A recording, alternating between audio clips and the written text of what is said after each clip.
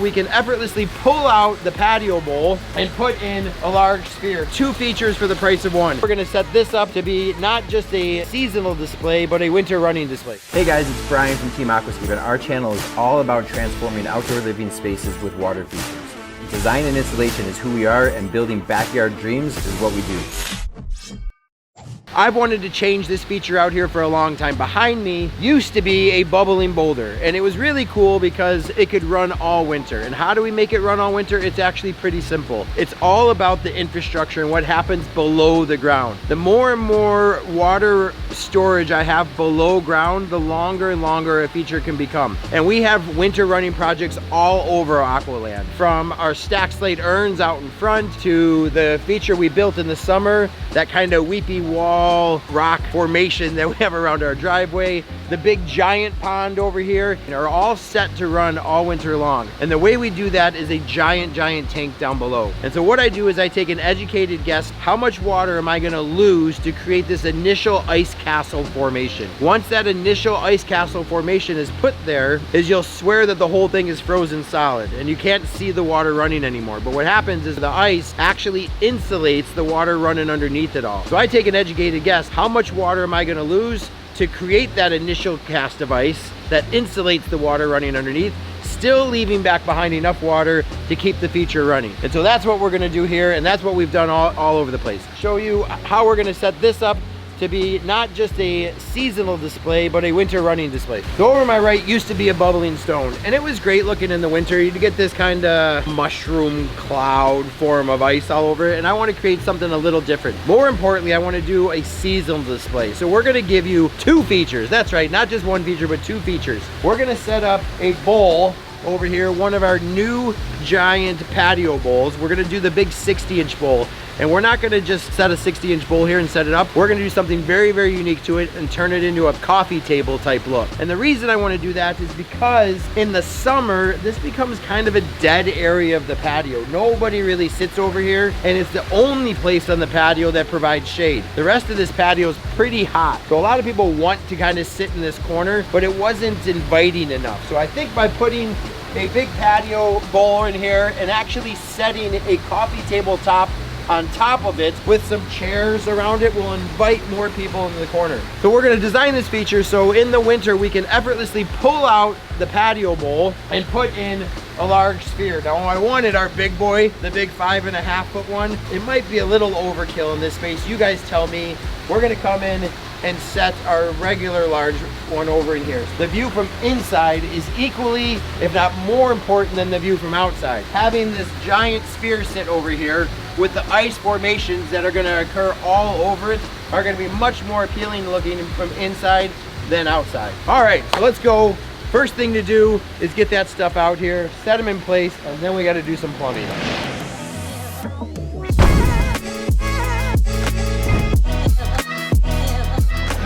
All right, so the very first thing I have to do is obviously pull up all of the existing permeable pavers. Not all of them, but at least enough where I can get some new plumbing in there. The existing plumbing was an inch line, which was enough to feed a bubbling rock. But in this case, we want to up the flow enough to cover the circumference of that big, large 60-inch patio bowl. So I'm gonna run a 2-inch line in there.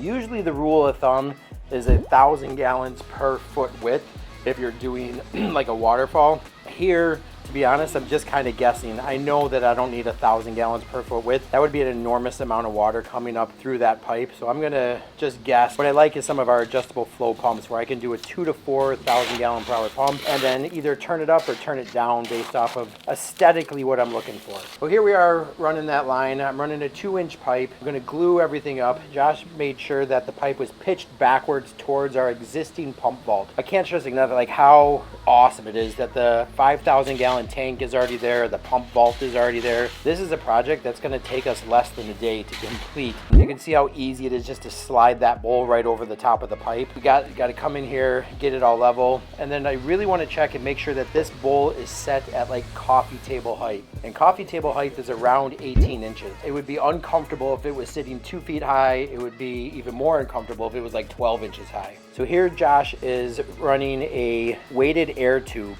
And my thought was, once this bowl is running, how cool would it look to have some bubbles coming up from the bottom? maybe help distort a little bit the light fixtures so you're not really focused on where the source of light is coming from inside. Of course, we're going to compact that base material so we can put those pavers right back in place. Here's Bud whacking those things down, making sure they're not going to move or settle or anything else. And now that part's done. So the hardest part of this entire project was literally pulling up that strip of pavers, putting the trench in, and then doing the plumbing. Now it's just kind of doing some cosmetic things. So the bowl's in place. We're going to drill a couple extra holes in here. One hole is going to allow for that weighted tubing. Another hole is going to allow for a couple of lights in there. We're going to come back in, and once we put this bowl down in place, seal around those holes. I'm not terribly concerned if the holes leak, and you can guess why. It's because if they do, who cares? Like, if water leaks through that little hole or the hole where the plumbing comes through just a little bit, it's all going to fall right back down into the same existing vault that was down there. So I'm not actually losing any water. It's always going to replenish the reservoir that's down below. So all they're going to do is come back in over the top of this, the holes with for the lights, the aeration tube, and the plumbing hole with probably just some of our waterfall foam. Of course, you could use silicone, you could do some stuff that's a little bit more permanent, but I want to be able to replace this feature seasonally with other things. So I want it to be pretty easy for me just to slide this off and put something else in its place. So there we are with the lights. We're going to aim those lights basically straight up or kind of angled towards some trees. So in the summer, when the trees are all leafed out, we get those wavy marks, those shimmery dancing light marks all over the canopy of the tree. Before we start adding too much water in here, we put a couple bags of gravel in just to add some ballast, like some weight to the bowl so we can level it off properly. If we try to fill the bowl all the way up with water and then realize that it's out of level, the 180 gallons of water is very difficult for us to move back and forth. That's a lot of weight. Here's Josh just fine tuning the pump. So you can see our pump with the union on there that we can take it off nice and easy. Bud's coming in here with some of our black permeable chips so that water as it comes down the face of the bowl will just move right through those permeable chips and down into the reservoir. Fire in the hole, turn on the pump, there we go. Clearly we're not going to leave those those ugly bags of gravel like that, but we left them in just to keep the bowl nice and solid. When the thing's up and running permanently, those will come out and be replaced with probably more like boulders. And think of it more like decorating a fish tank. Like, I really wanted to, when you look down through the piece of glass, to see more of a fish tank type of appearance or a patio bowl experience. I knew this would work because of the shape of the bowl. As you see that water come over the edge, because of the shape of the bowl, it just hugs the face of the bowl, which is exactly what we want. If I'm sitting next to this bowl, I don't want to be splashed in any way, shape, or form. It would be an unpleasant experience. And so that water really just hugs the shape of the bowl, which is going to allow us then to put that piece of glass on top. You could just picture what a glass countertop on this thing is going to look like. It's going to be such an awesome feature out there for the summer.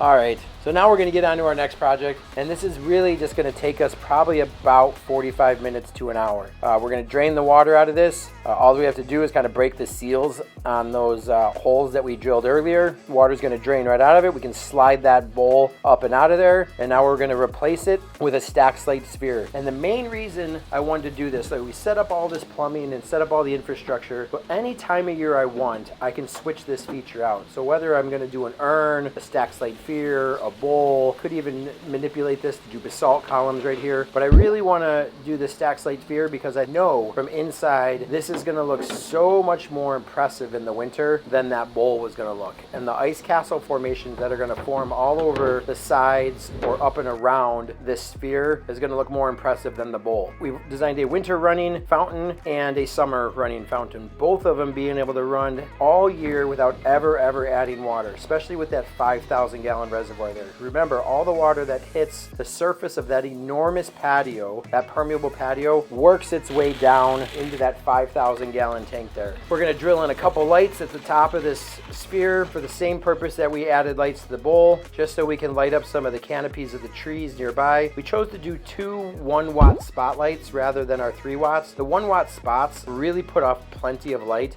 And if we got 2 of them, it'll look just fine. And so one shines at one tree, another one shines at another. We level this thing off, hook up our lights, get all of that set, end up burying all those cords into the permeable chips. One thing we're doing here with the lights is moving them a little further away. You don't want to put the lights too close to the base of the sphere. It'll create hot spots. And then we'll be ready to fire this thing up.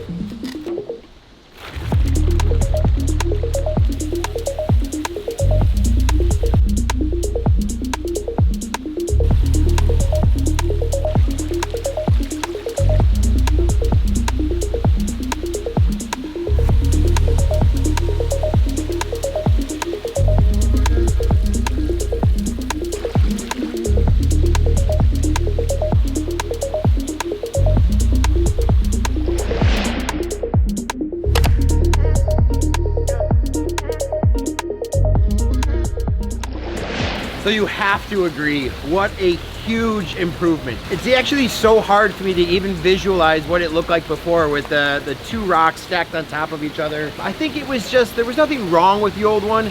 It was just outdated. I can't tell which one I like better, if I like the big 60-inch bowl or if I like the sphere, but I do know I did it for a reason, right? I wanted to do the sphere to get that winter ice castle-y look. And what's gonna happen is, if you can see the wet mark all the way out here, so ice is literally, like, I can feel splash hitting my hand out here. So as that splash continues to come up, the ice is gonna build,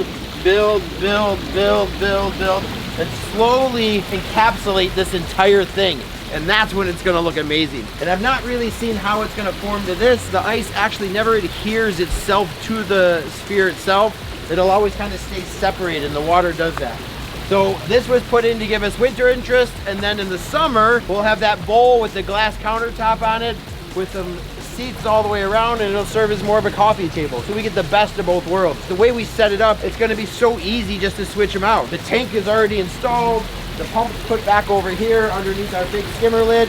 We literally unplug it, pull this off, and slide the bowl back in place, and we've got a new feature. It shouldn't take us more than 30 minutes to switch them out. 2 features for the price of 1. And all of this can happen because there's that 5,000 gallon tank underneath. This thing can just run all the time. So it's kind of that eternal, not a flame, but eternal water feature. Like, it'll just keep going as long as it rains here and there and fills that tank back up. We're set. Tell me which one you like more. Do you like the sphere? Do you like the bowl? Would you have kept the rock? Which one was your favorite? Would you do something different? Can't wait to hear your guys' suggestions. Till then, you guys have a great holiday season, and we'll see you soon. Bye.